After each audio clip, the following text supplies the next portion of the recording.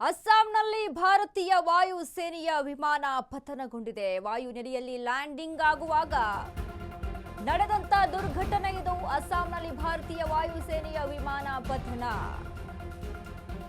ವಾಯುನೆಲೆಯಲ್ಲಿ landing ಆಗುವಾಗ ನಡೆದ ದುರ್ಘಟನೆ. AN-32 ವಿಮಾನ ಪತನ, 5 ಭಾರತೀಯ ಯೋಧರ ಹುತಾತ್ಮ. Squadron leader Prashant Singh, lieutenant Shubham Kumar, Jitendra Sharma, Kemaram Kumawat, Danish Alam ಹುತಾತ್ಮರಾಗಿದ್ದಾರೆ. ಲ್ಯಾಂಡಿಂಗ್ ವೇಳೆ ನಿಯಂತ್ರಣ ತಪ್ಪಿ ನೆಲಕ್ಕಪ್ಪಳಿಸಿದ ಯುದ್ಧ ವಿಮಾನ. 1 ವರ್ಷದಲ್ಲಿ ಅಪಘಾತಕ್ಕೀಡಾದ 2ನೆಯ AN-32 ವಿಮಾನ ಇದು. ಸೋವಿಯತ್ ಯುಗದ ಅವಳಿ ಎಂಜಿನ್ ಟರ್ಬೋಪ್ರೋಪ್ ವಿಮಾನ. 40ರಿಂದ 50 ಪ್ರಯಾಣಿಕರು, 7.5 ಟನ್ಗಳಷ್ಟು ಸರಕು ಸಾಗಣೆ. ಅಸ್ಸಾಂನಲ್ಲಿ ಭಾರತೀಯ ವಾಯುಸೇನೆಯ ವಿಮಾನ ಪತನಗೊಂಡಿದೆ. ಯೋಧರು ಹುತಾತ್ಮರಾಗಿದ್ದಾರೆ. ವಾಯುನೆಲೆಯಲ್ಲಿ ಲ್ಯಾಂಡಿಂಗ್ ಆಗುವಾಗ ನಡೆದಂತಹ ದುರ್ಘಟನೆ ಇದು.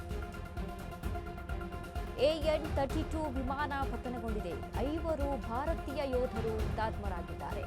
Squadron leader Prashant Singh, lieutenant Shubham Kumar ಹುತಾತ್ಮರಾಗಿರುವಂತಹ ಯೋಧರು. ಡ್ಯಾನಿಶ್ ಆಲಂ. ವಿಮಾನ ಲ್ಯಾಂಡಿಂಗ್ ವೇಳೆ ಆಗಿರುವಂತಹ ದುರ್ಘಟನೆ ನೋಡಿ. 5 ಯೋಧರು ಹುತಾತ್ಮರಾಗಿದ್ದಾರೆ. ಈ ಹಿಂದೆ ಕೂಡ ಆಗಿತ್ತು ಈ ಒಂದು ಘಟನೆ. ಈ ಹಿಂದೆ ಕೂಡ AN-32 ವಿಮಾನ ಪತನಗೊಂಡಿತ್ತು. ಇದೀಗ ಮತ್ತೆ ಅದೇ ರೀತಿಯಾಗಿ ಆಗಿದೆ. ಏನು ತಾಂತ್ರಿಕ ದೋಷ ಆಗಿದೆ, ಏನು ಸಮಸ್ಯೆ ಆಗಿದೆ, ಅದ್ರ ಬಗ್ಗೆ ಗಮನಿಸಬೇಕಾಗುತ್ತೆ. ಅಸ್ಸಾಂನಲ್ಲಿ ಭಾರತೀಯ ವಾಯುಸೇನೆಯ ವಿಮಾನ ಪತನ ಆಗಿದೆ. ವಾಯುನೆಲೆಯಲ್ಲೂ ಕೂಡ ಲ್ಯಾಂಡಿಂಗ್ ಆಗುವಾಗ ನಡೆದಂತಹ ದುರ್ಘಟನೆ ನೋಡಿ. ಯೋಧರು ಹುತಾತ್ಮರಾಗಿದ್ದಾರೆ. 5 ಯೋಧರು. AN-32 ವಿಮಾನ 2ನೇ ವಿಮಾನವಂತೆ ಇದು ಪತನ ಆಗುವಂಥದ್ದು. ಸ್ಕ್ವಾಡ್ರನ್ ಲೀಡರ್ ಪ್ರಶಾಂತ್ ಸಿಂಗ್ ಬಲಿಯಾಗಿರುವಂಥದ್ದು. ಲೆಫ್ಟಿನೆಂಟ್ ಶುಭಂ ಕುಮಾರ್, ಜಿತೇಂದ್ರ ಶರ್ಮಾ, ಕೇಮರಂ ಕುಮಾವತ್, ಡ್ಯಾನಿಶ್ ಆಲಂ ಹುತಾತ್ಮರಾಗಿದ್ದಾರೆ. ಏನಾಗಿತ್ತು ಸಮಸ್ಯೆ? ತಾಂತ್ರಿಕ ದೋಷ ಆಗಿತ್ತಾ ಅಥವಾ ಪೈಲಟ್ದೇನಾದರೂ ಸಮಸ್ಯೆ ಇದೆಯಾ? ಅದನ್ನೆಲ್ಲವನ್ನು ಕೂಡ ಮುಂಚೆನೇ ಗಮನಿಸ್ಕೋಬೇಕಾಗುತ್ತೆ. ಏನಾದರೂ ತಾಂತ್ರಿಕ ದೋಷ ಇದೆ ಅಂತ ಅಂದರೆ ಏನಾದರೂ ಒಂದು ಸಿಗ್ನಲ್ ಕೊಡ್ತಾ ಇರುತ್ತೆ. ಅದನ್ನು ಸರಿಯಾಗಿ ವ್ಯವಸ್ಥಿತವಾಗಿ ನೋಡ್ಕೊಳ್ಬೇಕಾಗುತ್ತೆ. ಯಾಕಂದರೆ ವಿಮಾನ ಘಟನೆಗಳು ಆದಂಥ ಸಂದರ್ಭದಲ್ಲಿ ಇದು ಯುದ್ಧ ವಿಮಾನ, ಓಕೆ, ಬಟ್ ವಿಮಾನ ಘಟನೆಗಳು ದುರಂತದ ಘಟನೆಗಳಾದಂಥ ಸಂದರ್ಭದಲ್ಲಿ ಸಮಸ್ಯೆ ಏನಾಗಿ ತಾಂತ್ರಿಕ ದೋಷ ಅಂತ ಹೇಳ್ತಾರೆ. ತಾಂತ್ರಿಕ ದೋಷ ಅಂದರೆ ಪರ್ಟಿಕ್ಯುಲರ್ ಆಗಿ ಏನಾಗಿದೆ, ಇದುವರೆಗೂ ಕೂಡ ಸರಿಯಾದ ಇನ್ಫಾರ್ಮೇಷನ್ ಯಾವ ದುರಂತದಲ್ಲೂ ಕೂಡ ಸಿಕ್ಕು ಬಂದಿಲ್ಲ.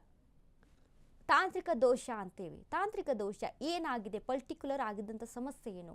ಈಗ ಯುದ್ಧ ವಿಮಾನ ಅಂತ ಅಂದಾಗ ನೋಡ್ರಿ, ಆ ಯೋಧರು ಎಲ್ಲೆಲ್ಲಿ ಹೋರಾಟವನ್ನು ನಡೆಸಿರ್ತಾರೆ, ಎಲ್ಲದರಿಂದ ಕೂಡ ಸೇಫಾಗಿ ಬಂದಿರ್ತಾರೆ. ಬಟ್ ಇಲ್ಲಿ ಲ್ಯಾಂಡಿಂಗ್ ವೇಳೆ ಈ ವಿಚಾರಕ್ಕೆ ಸಂಬಂಧಪಟ್ಟಂತೆ ಹುತಾತ್ಮರಾಗುವಂಥದ್ದು ಇದೆಯಲ್ಲ, ನಿಜಕ್ಕೂ ಕೂಡ ನಮ್ಮ 5 ಯೋಧರನ್ನು ಕಳೆದುಕೊಂಡಿದ್ದೀವಿ ನಾವು.